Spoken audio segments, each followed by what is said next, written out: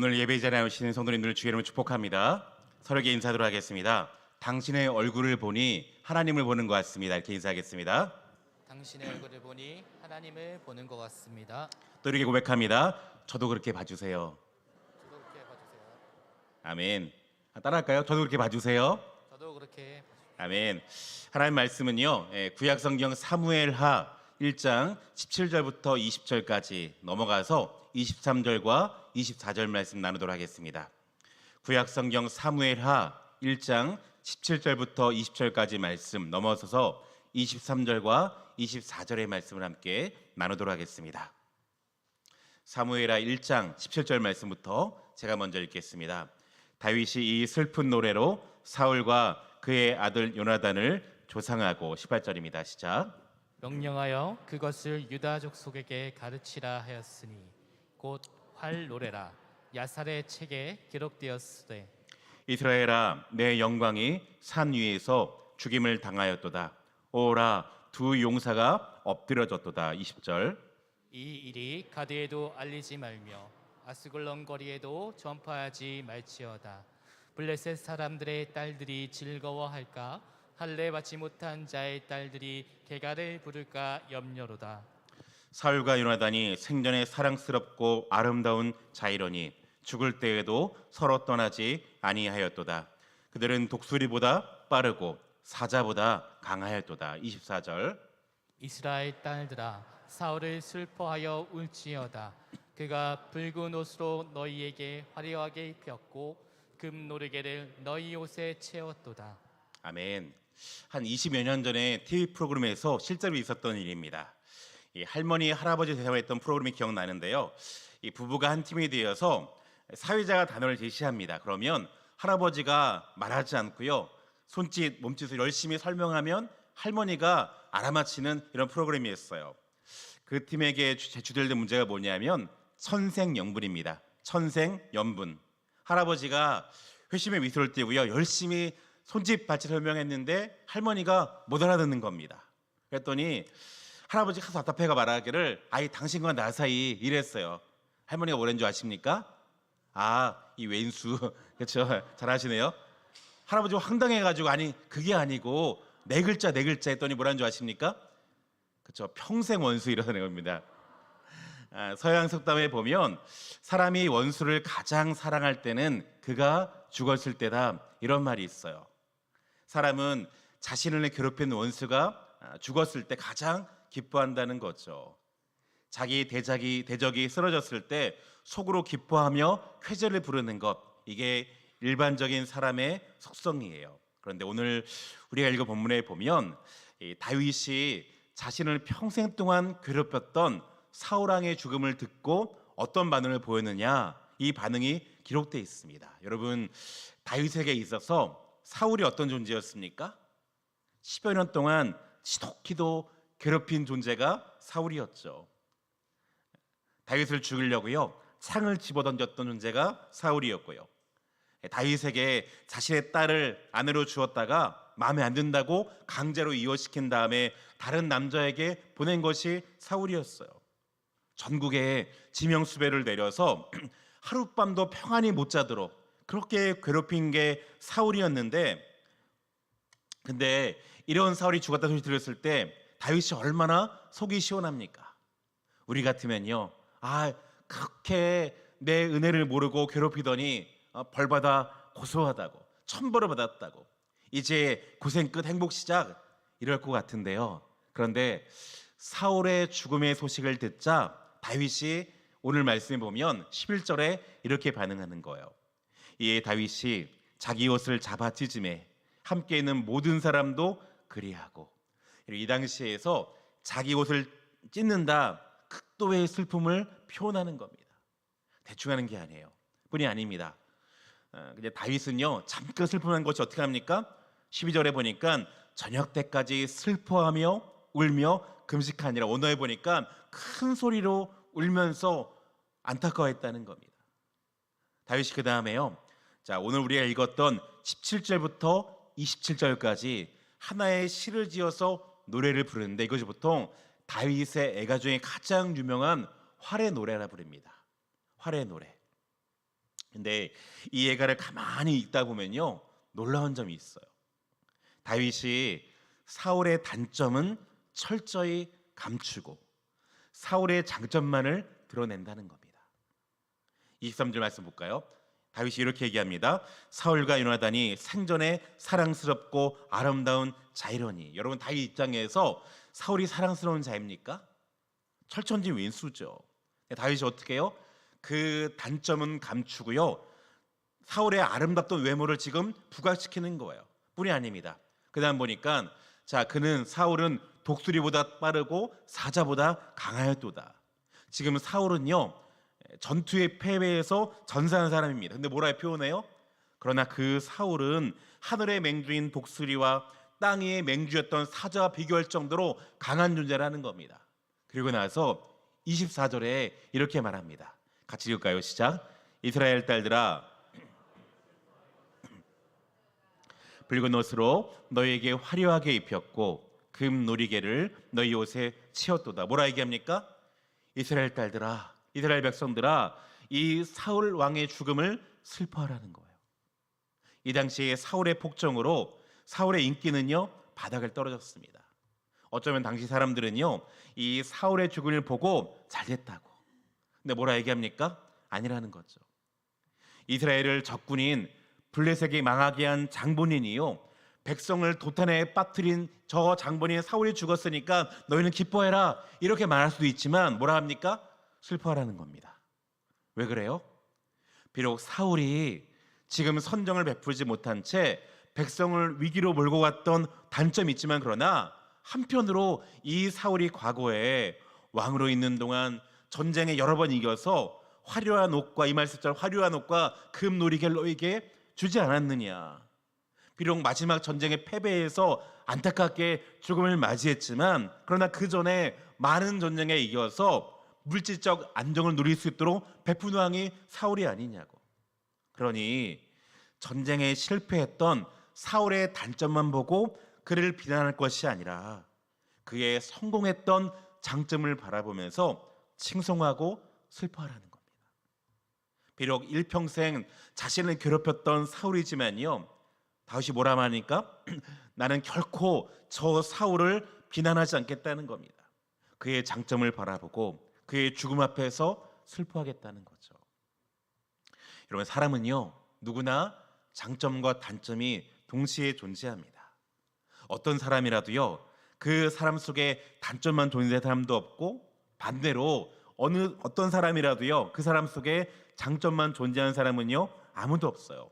이 두 가지가 섞여 공존하는 것이 대인관계에 있는데, 문제는 장점을 보고 사느냐 아니면 단점을 보고 사느냐, 이것은 각 개인의 선택이라는 거죠. 내가 타인의 좋은 점을 보고 부할 것인가, 아니면 타인의 단점을 보고 깎아내릴 것인가, 자기의 선택에 달려 있다는 거예요. 어느 교회에 한 권사님이요, 예쁜 원피스를 입고 오셨습니다. 그걸 보고 한 사람이 얘기하죠. 아유, 이렇게 예쁜 옷 입은 거 보니까 아직도 아가씨 같다고. 다 까르르 웃었습니다. 또 어느 사람이 이렇게 말하는 거예요. 아이, 뭐 나이대로 주책이야, 왜 이런 걸 입어? 여러분, 이 두 모습 중에서 전자에 가깝습니까? 아니면 후자에 가까우신 것 같습니까?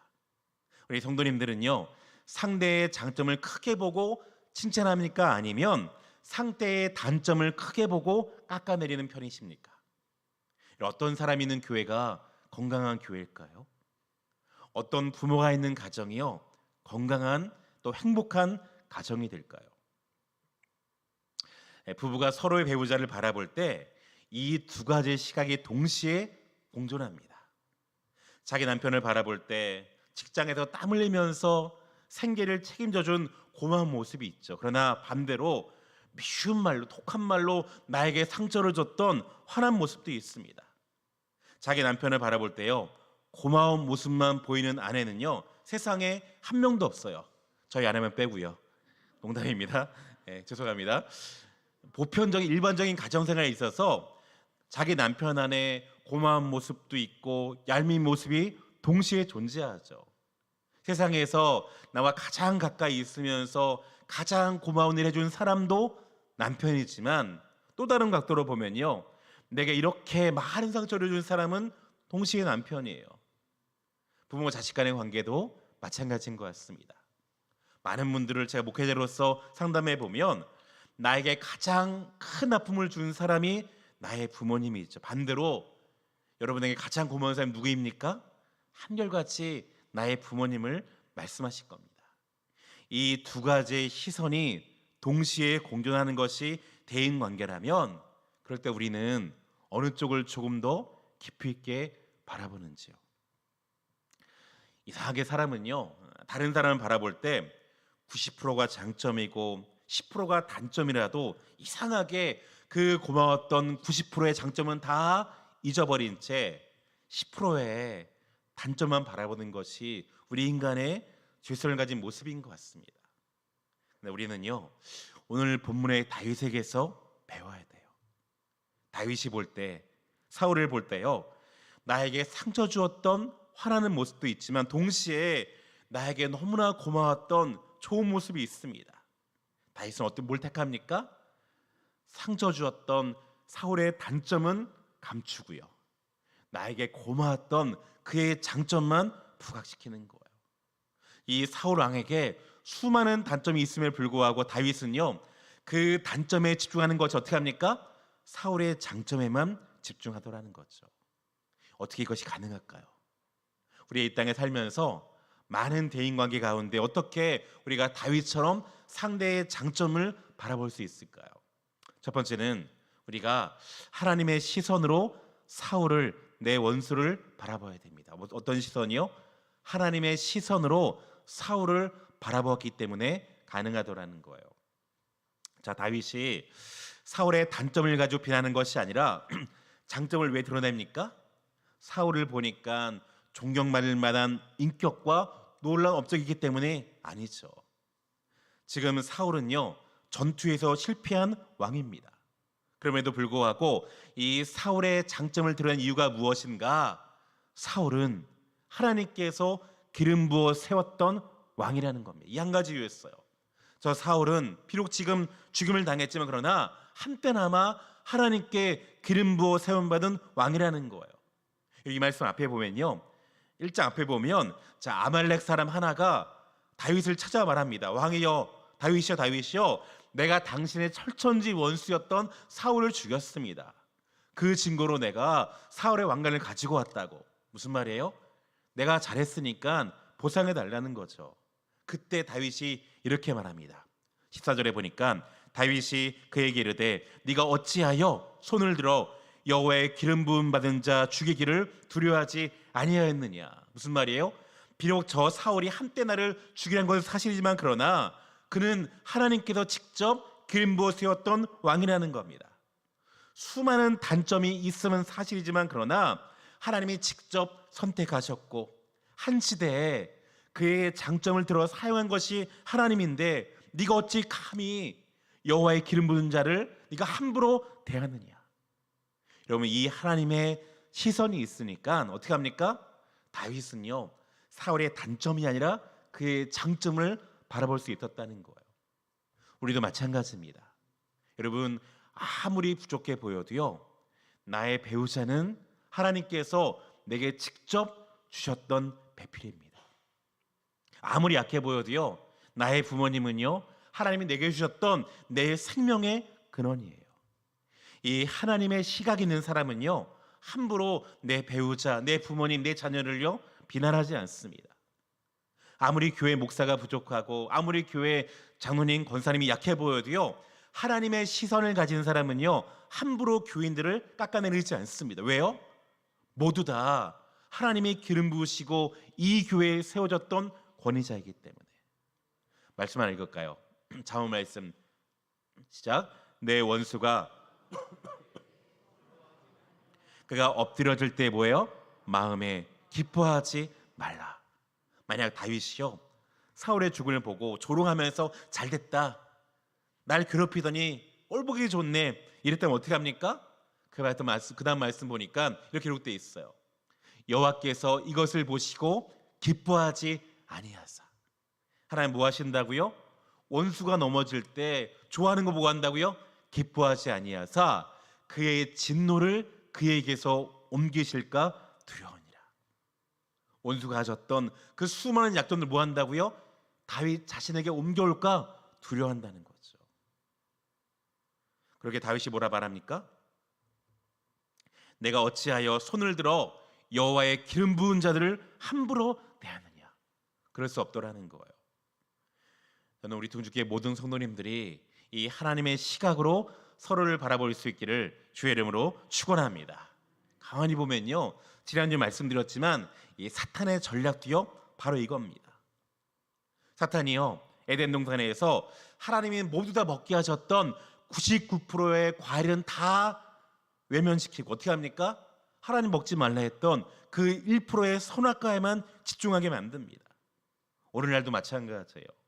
교회 생활이나 가정 생활이나 사회 생활, 이 대인 관계에 있어서 사탄은 어떻게 합니까? 계속 서로의 단점만 바라보고 불평하고 원망하고 관계를 파탄나게 만드는 게 오늘날 악한 마귀의 전략이에요. 너 저 사람 단점 보이지? 저 사람 문제 보이잖아? 찾아가서 너 비난해. 그를 정죄해야 돼. 그게 정당한 거야. 그가 네가 살아. 이런 사단의 게임에 속아서 오늘날 얼마나 많은 가정이 파탄나고 얼마나 많은 교회가 깨어집니까? 우리에게 하나님의 시선이 회복돼야 될 줄 믿습니다. 어떤 목사님이요 이런 글을 쓰셨더라고요. 이 목사님 말씀하기를 교회 안에 가만히 보니까 인간적인 시선으로 바라볼 때 네 종류의 교인이 있다는 거예요. 첫 번째, 존귀한 교인들. 두 번째, 세상적으로 조금 더러워 보이는 존재들. 세 번째, 나를 무섭게 하는 존재들. 네 번째, 웃기는 존재. 그런데 인간적으로 볼 때는 다 문제가 있지만 그러나 하나님의 시선으로 바라보면 모두 다 자기에게 필요한 존재라는 겁니다. 교인 중에 더러운 존재가 있어. 그런데 가만히 보면 하나님께서 자기 목사 안에 똑같이 숨겨져 있는 그 더러움들을 뽑아버리기 위해서 내게 붙여준 사람이라는 거예요. 하나님의 시각으로 보면 무서운 존재는요 목사가 늘 기도로 깨어있게 하기 위해서 하나님 붙여준 사람이고요. 교회 안에 웃기는 존재는 어떻게 합니까? 목사의 마음을 포근한 인품의 소유자로 만들어가기 위한 하나님의 선물이라는 거죠. 하나님의 시선으로 보면 모두 다 존귀한 존재들인데 악한 마귀는 어떻게 합니까? 미워해. 그 사람을 정죄해. 필요 없는 사람이야. 하나님 뭐라 말씀하세요? 아니라는 거죠. 그들의 장점을 바라보라는 겁니다. 어떤 목사님이 시골에서 목회하는데요 교인들을 볼 때마다 너무 답답하더라는 겁니다. 저 장로님이 왜 저렇게 막말하고 사람들에게 상처 주지? 왜 저 권사님은 남들 봉사할 때 혼자 뺀질거리면서 도망다니지? 아무리 열심히 설교해도 교인이 변하지 않으니까 본인이 견딜 수 없어서 단점이 크게 보이니까 괴로워가지고 어느 날 혼자 철야기도 하는데 하나님의 음성이 들려왔다는 거야. 이 목사님 기도했어요. 저 기도하면 하나님 우리 교인들 단점이 이렇게 많은데 단점 좀 치워달라고. 하나님께서 이런 말씀 주셨다는 거예요. 얘야 나도 못 고쳐. 그래서 내가 십자가에 죽었단다. 깨달은 거죠. 그렇구나. 내가 죽어야 되는구나. 내가 죽어야 되는구나. 목사님이 그 다음부터 교인들이 아니라 자신이 죽으니까 그때부터 교회가 변하더라는 거예요. 말씀을 같이 읽을까요? 시작. 이를 뒤로 넘겨주시고요. 같이 있습니다. 시작. 악을 악으로 욕을 욕으로 갚지 말고 도리어 복을 빌라. 이를 위하여 너희가 부르심을 받았으니 이는 복을 이어가게 하려 하심이라. 사랑하는 성도 여러분, 오늘 여러분의 사울은 누구입니까? 우리 등주교의 모든 성도님들이요 사울의 단점에 주목하는 것이 아니라 다윗처럼 하나님의 시선으로 사울의 장점에 주목할 수 있기를 주의 이름으로 축원합니다. 두 번째로 어떻게 다윗이 이런 선한 마음을 가질 수 있었을까? 하나님의 영광을 먼저 생각했기 때문입니다. 자신의 유익이 아니라 하나님의 영광을 먼저 바라보는 거예요. 사울의 죽음 앞에서 다윗은요 절대로 그의 단점을 끄집어내지 않죠. 뭐라 말합니까? 20절에 이렇게 말합니다. 이 일을 가드에도 알리지 말며 아스글론 거리에도 전파하지 말라. 여기 나오는 가드와 아스글론은요, 블레셋의 성읍입니다. 왜 이렇게 말합니까? 혹시 블레셋 사람들의 딸들이 즐거워할까? 할례 받지 못한 자들의 딸이 개가를 부를까 염려로다. 사울의 죽음을 적들의 거리에 전파하지 말라. 왜 그렇습니까? 그러면 저 적군들이 사울의 죽음의 소식을 듣고 통쾌함을 기뻐하며 하나님의 언약 백성을 모독할 수 있는 기회를 주지 않겠느냐.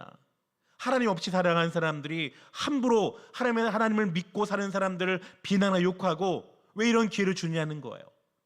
아무리 힘들어도 아군과 적군은 구분하라는 거죠. 여러분, 진짜 원수가 누구입니까?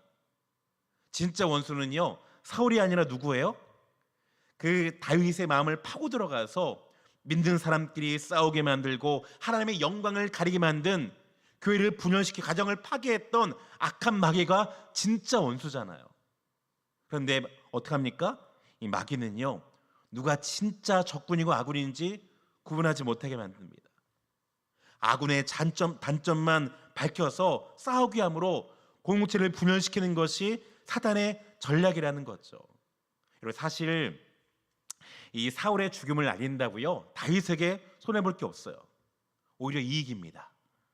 이스라엘 내에서 지금 다윗의 위상이 점점 높아지면서 동시에 블레셋 가운데 내가 다시 이 왕을 이끌라고 위상을 높일 수 있는 좋은 기회입니다. 그런데 왜 알리지 말라 그럽니까? 사울의 죽음이 나 개인에게는 유익일지 모르지만 그러나 하나님의 영광을 가린다는 거예요. 여러분, 가만히 보면 교회를 다니면서 교회를 비난하는 일들을 밥 먹듯이 하는 분들이 있습니다. 내가 이 교회를 다녀봐서 아는데 이런 문제가 있고 저런 문제가 있고, 이렇게 남의 장점을 막 부각시키면서도 마치 본인이 신앙생활 잘하는 것처럼 착각하는 분들이 있어요. 교회가 무엇입니까? 교회는 그리스도의 몸이에요. 그리스도의 몸인 교회가, 그 교회의 명예가 손상되는 것, 하나님 명예가 손상되는 거잖아요. 이스라엘 사람들이 자신의 입으로 사울의 죽임을 소문내고 다니면 어떻게 합니까? 그 사울을 택하셨고 도우셨던 여호와 하나님의 이름까지도 손상되는 겁니다. 모독당하는 거예요. 다윗이 말하죠. 어찌 감히 저 사람들이 자기 우상과 비교하면서 하나님을 모독시키게 말할 수 있겠느냐. 그럴 수 없더라는 거죠. 그래서 다윗은요, 사울의 단점이 아니라 장점을 부각합니다. 진정한 성도는요, 매사에 자신의 유익보다 하나님의 영광을 먼저 생각해야 될 줄 믿습니다. 그래서 우리는 항상 믿는 사람들의, 내 주위 사람들의 단점보다 장점을 바라보고 드러내야 한다는 거죠. 이웃의 허물을 드러내서 동네방네에 막 소문내기보다는요, 이웃의 장점을 말할 수 있어야 됩니다. 내 가족과 교회의 단점을 드러내서 서로 비난하기보다 어떻게 해야 돼요? 우리 교회, 우리 가족의 장점을 드러내서 자랑해야 한다는 거예요. 할 수만 있다면 우리 교회 장로님 이런 장점이 있는데, 우리 교회 권사님 이런 장점이 있는데, 너무 좋은 분들인데, 이런 자랑할 수 있기를 간절히 바랍니다. 여러분, 우리가 만약 이렇지 않고요, 상대의 단점을 집요하게 물고 늘어지면 누가 좋아한다고요? 악한 마귀가 제일 좋아요. 우리는 나도 모르게 자꾸 남의 단점을 끄집어내서 험담하면서 내가 들어오지는 거죠. 반대로 어떻게 됩니까? 상대의 장점을 드러내므로 하나님의 영광을 생각하라는 겁니다. 여러분, 만약에 요셉이 어떻게 했습니까? 요셉이 자기 형들이 나를 팔아넘겼다고, 상처받았다고 그게 총리가 된 다음에 형들을 보면서 똑같이 보복하고 조롱하면 하나님 영광이 가리는 거죠. 요셉 보니까 하나님 믿는다면서 똑같네, 우리와 똑같네, 하나님 이름이 조롱받아요. 자신에게 침뱉는 거죠. 내 남편이 바람 피웠다고 동네방네 소문 퍼뜨리고 다니면 교회가 집안이 어떻게 됩니까? 우리 교회 집사님이 이런 문제가 있다고 막 소문내고 다니면 그 교회가 어떻게 되겠어요? 내 부모가 나에게 상처 주었다고, 우리 부모님이 나쁜 사람이라고 소문낸다면 여러분, 그 가정이 얼마나 망신당합니까? 누가 좋아한다고요? 악한 마귀가 좋아한다는 겁니다. 말씀 안 읽을까요? 시작. 고린도전서 말씀입니다. 시작. 그런즉 무엇 누구의 영광을 위하라? 다 하나님의 영광을 위해서 하라는 거예요. 우리 이 땅에 존재하는 목적이 무엇입니까? 우리의 목적은요, 남의 단점을 끄집어내서 자신의 정당함을 드러내는 게 우리 사는 목적이 아니잖아요. 우리의 대인관계는요, 상대의 약점을 부각함으로 내 이익을 끄집어내는 것, 이게 아닙니다. 우리의 삶의 목적이 무엇입니까? 내가 어떤 일을 하든지 어떤 상황에 처하든지 하나님의 영광만을 드러내는 겁니다. 제가 좋아하는 말씀인데요, 우리 말씀 같이 읽습니다. 시작.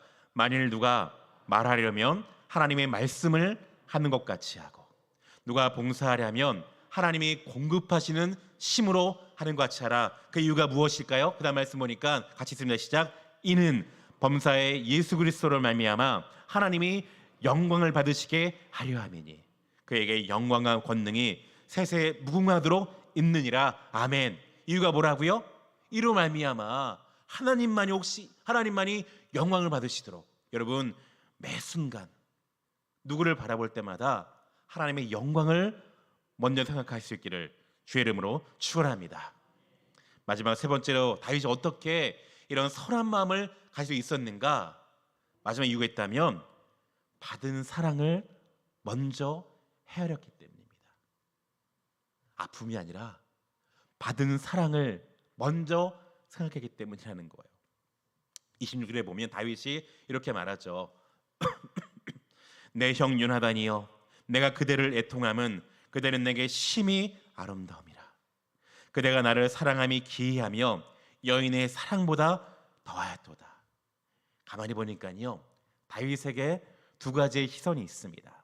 한 가지는요, 일평생 나에게 상처 주었던 사울의 악한 모습이죠. 또 한 가지 뭐가 있습니까? 사울을 보는데 누가 보여요? 사울의 아들이었던 너무나 고마운 요나단이 보이는 겁니다. 요나단이 보여요. 여러분, 요나단이 얼마나 다윗에게 좋은 행복한 존재였습니까? 인간적 마음으로 사실 요나단은요 죄송합니다. 요나단에게서 다윗은요 왕의 자리를 놓고 함께 다투었던 라이벌이에요. 요나단이 볼 때 저 다윗만 없으면 자동적으로 사울 다음의 왕은 요나단 자신이잖아요. 요나단은 어떻게 합니까? 내 자리가 빼앗길지라도 다윗을 진심으로 사랑하고 보호하고 돌봐줘요. 목숨을 걸고 우정을 지켜나가죠. 이 요나단에게 받은 은혜가 있으니 이 사랑을 먼저 생각하는 게 어떻게 합니까? 다윗이 사울을 바라볼 때 하나님 시선으로 바라볼 수 있도록 하는 거예요. 사랑하는 성도 여러분, 가만히 보면 다윗이 요나단에게 받은 사랑을 먼저 생각하는 것, 이 시선이요, 사실은 우리를 바라보시는 하나님의 시선인 줄 믿습니다. 하나님 우리를 바라볼 때 두 가지의 시선이 있어요. 한 가지는 우리의 행위만 바라보는 시선이 있습니다. 여러분, 가만히 하나님 볼 때 우리처럼 못된 사람이 어디 있습니까? 어제 죄 짓고 회개한 다음에 오늘 똑같이 또 죄 짓고, 우리 행위대로 하면 우리는 그 누구도 용서받을 수 없는 죄인들이죠. 그런데 또 다른 하나님의 시선이 무엇입니까? 우리 같은 죄인을 용서하셨던 예수 그리스도, 그분의 십자가의 시선이 있어요. 이 두 가지 시선 중에 하나님께서 어떤 시선 우리를 바라보십니까? 나의 행위가 아니라 십자가의 시선으로, 예수 그리스도 하나님 아버지의 마음으로 우리를 바라보시 말씀하십니다. 너는 의인이야. 넌 죄인이 아니야. 너는 거룩한 사람이야. 하나도 안 의로운데 하나님께서 십자가의 사랑으로 바라보시면 어떻게 돼요? 너는 의로운 사람이야. 행위대로 하면 우리가 어떻게 의롭습니까? 여러분 아시잖아요. 얼마나 우리가 더러운 죄인입니까? 근데 하나님께서 우리의 행위가 아니라 우리의 존재를 바라보면서 말씀하신다는 거예요. 여러분, 이 시선이 있으면 용서 못할 사람이 누가 있습니까? 이 시선이 없으니까 상대의 단점이 크게 보는 것이지요, 이 시선이 있으면 상대의 장점만이 크게 보이는 거예요. 예수님이 이런 분이셨죠. 여러분, 예수님 만나기 전에 베드로가 어떤 사람이었어요? 바람에 흐느끼는 갈대처럼 감정 기복이 주체가 안 됩니다. 방금 전까지 내 예수님 위해서 내 한 몫을 바치겠다고 이랬다가 한순간 돌아서 가지고 예수님 금세 배신하고 도망치는 사람이 베드로였어요. 그런데 이런 갈대 같은 베드로 보고 주님께서 뭐라 말씀하세요? 요한복음 말씀 보니까 네가 요한의 아들 시몬이니 장차 게바가 되리라. 이 게바는 베드로 반석이라는 뜻이잖아요. 무슨 말이에요? 베드로야, 너 지금까지 네 인생을 보니까 남들에게 인정받지 못하고 주목받은 인생이었잖아. 그러나 이런 너의 모습이지만 나에게 오라. 지금 너의 모습이 초라할지라도 그러나 내가 너의 인생을 어떻게 바꾼다고요? 반석같이 단단한 위대한 인생으로 바꾸겠다는 거예요. 수많은 사람을 구원하는 위대한 사도로 바꿔줄게. 예수님께서요 베드로를 보면서 약점이 뭔가, 너 이런 문제가 저런 문제가 있어 하지 않으시면 어떡합니까? 그 안에 감추어진 장점을 바라보시고 끄집어내시는 거예요. 이분이 우리가 사랑하고 믿는 예수 그리스도인 줄 믿습니다. 우리 교회 모든 성도님들이요 예수님의 시선을 품을 수 있기를 간절히 바랍니다. 여러분께서 자녀를 바라보실 때도, 부모님 바라보실 때도, 배우자를 바라볼 때도 이 시선을 품으면, 기도하고 바라보면요 우리 주변에 있는 베드로가 반석처럼 반드시 변한다는 거죠. 한 가지 예를 들어 말씀 마칠 건데요, 어떤 자매 아버지가 알코올 중독자였어요. 술만 취하면 집안을 뒤집어 엎는 이런 아버지가 너무 싫었는데, 한 번은 자매가 중학생 어린 시절에요 친구들이 집에 와 놀러 가고 있는데 아버지가 술에 취해 들어오더니 자매의 뺨을 때리면서 욕을 하더라는 거예요. 그게 너무 수치스러워가지고 이 자매가 평생 동안 아버지를 피해 다니고 말 한마디를 안 섞습니다. 아버지란 단어만 떠올라도 아버지의 수많은 단점들이, 상처만이 떠올랐어요. 그런데 이 자매가 교회에 나와서 예수를 만났어요. 십자가의 사랑을 경험한 다음에 인간의 모든 상처를 짊어지시고 십자가 주었던 예수님 만났습니다. 저 십자가에서 자신을 조롱하고 침뱉고 창으로 찌르는 사람들까지 다 용서하셨던 십자가 사랑 경험을 나니까 아버지의 사랑보다 하나님의 큰 사랑을 부어지는 거예요. 이 자매가 그 사랑 깨달은 다음에 가만히 보니까 아버지가 불쌍해 보이는 거죠. 얼마나 아버지 인생이 힘들었으면 저렇게 술에 의지하며 살까. 십자가의 사랑을 경험하니까 자신을 길러줬던 아버지의 장점이, 고마운 점이 드디어 보이더라는 거예요. 초등학교 다닐 때는 나에게 따뜻하게 대했던, 나를 안아주었던 그 아버지의 사랑. 그런데 또 한편 술에 취해서 자신도 모르게 뺨을 때린 다음에 미안해서 늘 용서를 구하지만 대화를 거부하는 자신의 모습을 보면서 늘 고개 숙이고 죄인처럼 살아갈 수밖에 없던 그 아버지의 뒷모습이 불쌍하게 보이더라는 거죠. 오늘 하나님께서 이 자매를 도전하십니다. 얘야, 너는 무엇을 보며 살겠니? 나는 너의 장점만 바라보는데, 네 아버지의 장점과 단점이 있을 때 너 할 수 있다면 아버지의 단점이 아니라 아버지의 장점을 바라보지 않겠니? 네가 아버지의 단점만 바라보고 살면 평생 그를 미워하면서 네 스스로 원망의 감옥 속에 살아갈 거야. 그러나 네가 아버지의 장점을 바라본다면 십자가의 사랑이 너의 삶과 너의 가정 가운데 부어질 거다. 이 자매 결정합니다. 내가 아버지를 용서합니다. 내가 아버지의 장점만 바라보겠습니다. 하나님이 이 자매의 믿음대로 역사하신 줄 믿습니다. 지금은요 아버지와 너무 좋은 관계 가운데 살아가더라는 거죠. 동일한 은혜가